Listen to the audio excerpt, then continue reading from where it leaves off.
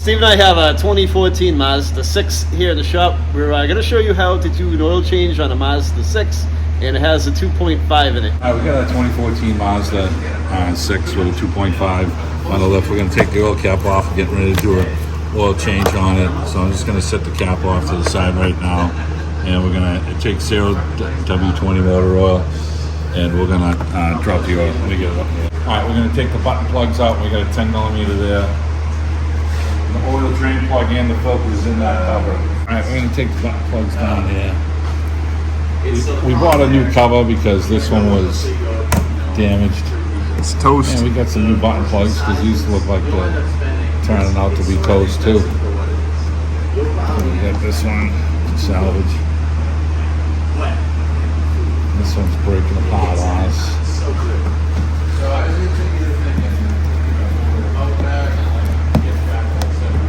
We got a new cover, so I'm not really too concerned about this. Yeah, it looks like the customer's cover caught something on the road at one point and dragged down the road. So we got some new button plugs and a new cover. I'm going to take care of that. I got a 10 millimeter here we're going to take down. And then you can see that oil filter and the plug right there. Okay, So right there, accessible. There's the oil filter right there.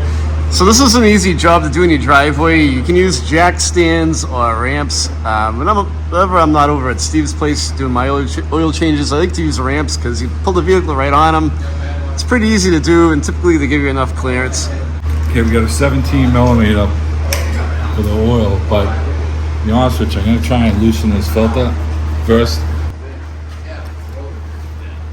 Just want to try and get the filter cracked, because the oil is going to be draining out of pretty much the same spot. So, get the filter a little loose. Okay, I'll make it easy. All right, I got a 17 millimeter to crack that loose, start draining.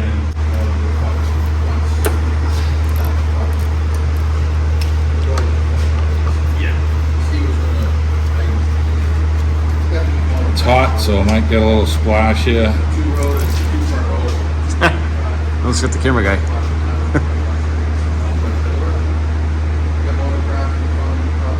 Alright, so we're going to get this to drain down. We already got our filter cracked loose, and we'll show you we're going to spin that off once this gets down to slowing down. And we're going to check our drain plug to make sure the gasket's nice and clean, no cracks in it. And we'll get the oil all drained down. We'll come back to you. Okay, so I got the oil draining on it. You know, now's a good time. You know, you would check all your tire pressures and stuff like that, and really let this thing drip dry. I got the oil filter already cracked loose, so we're going to crack it and let it drain. While this thing is draining, we're going to check our tire pressures, and when it stops dripping, then we'll come back and take them off. All right, so we got the filter. I can remove the filter now. Still got a little bit of oil draining. Just trying not to make a mess. So, all right, we got our new filter here, and you know, we're just gonna. It's clean. I don't want to hear any people complaining. It's gonna ruin the whole motor, Steve. All right, I'm gonna screw this on. All you gotta do is get this hand tight, nice and snug. That's it. All right, let me drain this. We'll throw the plug back in. So what Steve did just is he put a little bit of oil on the rubber O-ring of the oil filter. So the next time you need to take the oil filter off, it's less likely that that rubber O-ring will stick to the engine block. Always check the engine block when you take the oil filter off to make sure that there's not a rubber O-ring stuck to it from the oil filter, because that could cause a leak. And this one has a plastic gasket, and that's fine. It's clean. There's nothing wrong. There's no cracks in it. So we'll run our finger across the pan. There's no debris there. You can get the plug back in. Tighten this up. This is 17 millimeter. Okay, it's snug. Just gonna dry everything down, and we're gonna you go up and we'll fill it up. All right, so we're gonna put the oil in it, the 0W20, And we have 5 quarts. It takes like 4.8. We're gonna get the 5 in it.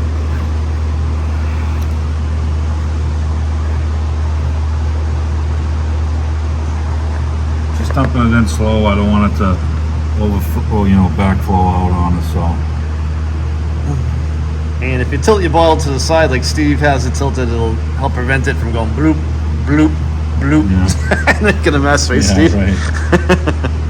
Yeah, so we'll get the oil back in it. We're gonna put the oil cap on. And, just inspect your oil cap, make sure there's no cracks or anything.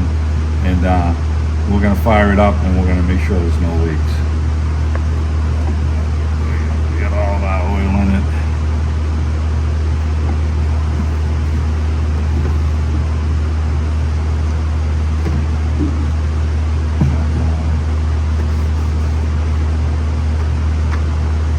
Look at that cap, it's not broken, damaged. The O-ring is in good condition.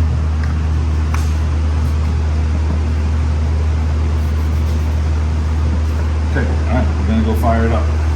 So we're gonna look under and make sure there's no leaks.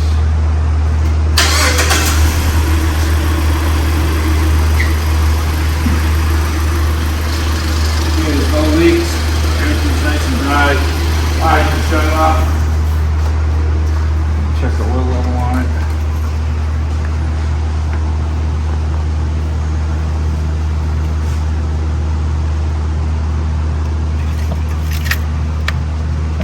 Okay. And it's right in between the 2 check marks. Right in between. And they say 5 quarts. And I tell you, when you look at the stick,